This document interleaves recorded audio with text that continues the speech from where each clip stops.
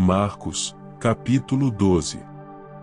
Depois Jesus começou a falar-lhes por parábola: um homem plantou uma vinha, pôs uma cerca em volta dela, construiu um lagar, edificou uma torre e arrendou a vinha a uns lavradores. Depois, ausentou-se do país. No tempo da colheita, mandou um servo para que recebesse dos lavradores a sua parte dos frutos da vinha.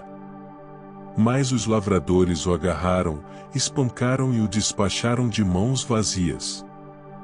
De novo, enviou-lhes outro servo, e eles bateram na cabeça dele e o insultaram. Mandou ainda outro servo, e a este mataram. Muitos outros lhes enviou, dos quais espancaram uns e mataram outros. Restava-lhe ainda o seu filho amado. Por fim, mandou o filho, pensando: o meu filho eles respeitarão. Mas os tais lavradores disseram entre si: este é o herdeiro, venham, vamos matá-lo, e a herança será nossa. E, agarrando o filho, mataram-no e o lançaram fora da vinha. Que fará, pois, o dono da vinha? Virá, exterminará aqueles lavradores e entregará a vinha a outros. Vocês ainda não leram este trecho da Escritura: da pedra que os construtores rejeitaram, essa veio a ser a pedra angular. Isto procede do Senhor e é maravilhoso aos nossos olhos?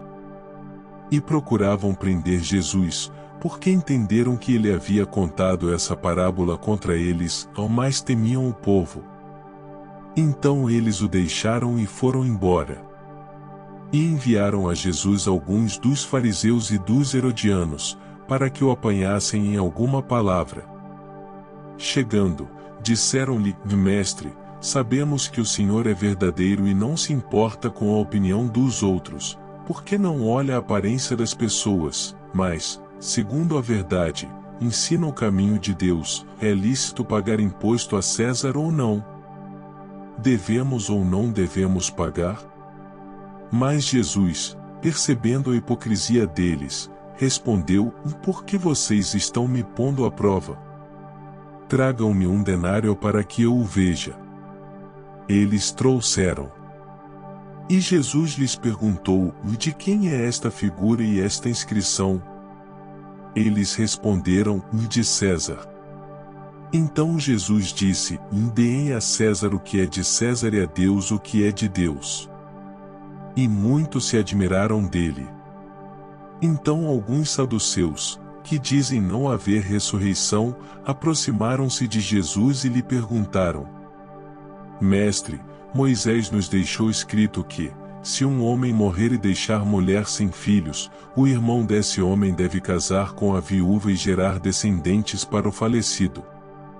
Havia 7 irmãos. O primeiro casou e morreu sem deixar filhos. O segundo casou com a viúva e morreu, também sem deixar descendência, e o terceiro, da mesma forma. E, assim, os 7 não deixaram descendência. Por fim, depois de todos, morreu também a mulher. Na ressurreição, quando eles ressuscitarem, de qual deles ela será a esposa? Porque os 7 casaram com ela. Jesus respondeu: será que o erro de vocês não está no fato de não conhecerem as Escrituras nem o poder de Deus? Pois, quando ressuscitarem dentre os mortos, nem casarão, nem se darão em casamento, mas serão como os anjos nos céus. Quanto aos mortos, que eles de fato ressuscitam, vocês nunca leram no livro de Moisés, no trecho referente à sarça, como Deus lhe falou: eu sou o Deus de Abraão, o Deus de Isaque e o Deus de Jacó. Ele não é Deus de mortos, e sim de vivos. Vocês estão completamente enganados. Chegando um dos escribas, que ouviu a discussão entre eles e viu que Jesus tinha dado uma boa resposta, perguntou-lhe: qual é o principal de todos os mandamentos? Jesus respondeu: o principal é: escute, ó Israel, o Senhor, nosso Deus, é o único Senhor.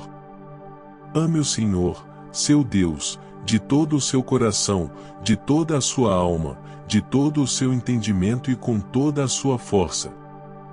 O segundo é: ame o seu próximo como você ama a si mesmo. Não há outro mandamento maior do que estes. Então o escriba disse: muito bem, mestre. E com verdade o Senhor disse que Ele é o único, e não há outro além dele.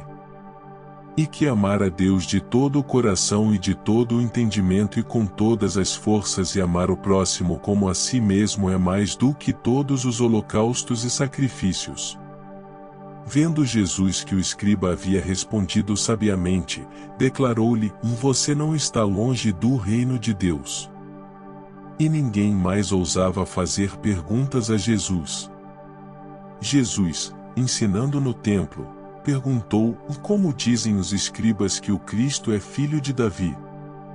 O próprio Davi falou, pelo Espírito Santo, e disse o Senhor ao meu Senhor: sente-se à minha direita, até que eu ponha os seus inimigos debaixo dos seus pés. O próprio Davi chama o Cristo de Senhor, então como ele pode ser filho de Davi?